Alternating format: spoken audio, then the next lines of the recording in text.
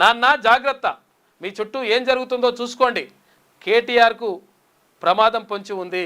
రామన్న, నాన్న ఆరోగ్యాన్ని పార్టీని కాపాడుకో. కాళేశ్వరం డబ్బుతో 25 మంది ఎమ్మెల్యేలకు హరీష్ ఫండింగ్ చేసినట. సిరిసిరిలో కేటీఆర్ను ఓడించేందుకు 60 లక్షలు పంపారు. ఇక సంతోష్కి ధనదాహం, అడవులను కొట్టేయాలని చూశారు.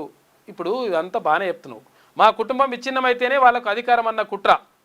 ఇక అందులో భాగంగానే మొదట నన్ను బయటకు పంపారు. హరీష్ వల్లే విజయశాంతి, ఈటల తర్వాత బీఆర్ఎస్ను వీడారు. ఫోన్ ట్యాపింగ్ చేసింది హరీష్, సంతోష్, శ్రవణ్ రావులే. నా సిబ్బంది, రామన్న సిబ్బంది ఫోన్లను ట్యాప్ చేశారు. రేవంత్ రెడ్డికి హరీష్ రావు సరెండర్ అయింది నిజం కాదా? తెలంగాణ జాగృతి అధ్యక్షురాలు కల్వకుంట్ల కవిత అంటుందంట. బీఆర్ఎస్ ప్రాథమిక సభ్యత్వానికి తర్వాత ఎమ్మెల్సీ పదవికి కూడా రాజీనామా చేసింది.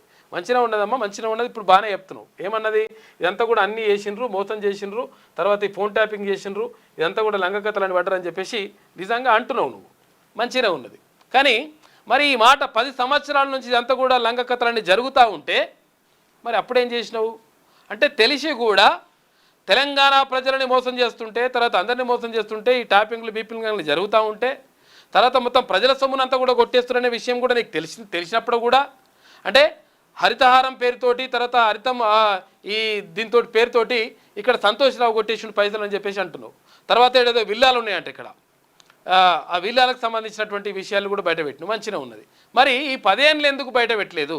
నిజంగా ఒకవేళ నీకు ప్రజల మీద లేకపోతే ఇక్కడ మీ కుటుంబం మీద లేకపోతే ఇప్పుడు నేను ఉంటే మరి ముందే బయట పెట్టాలి కదా. ఇప్పుడు ఎందుకు బయట పెట్టినావు? ఇప్పటిదాకా ఎందుకు ఆగినావు?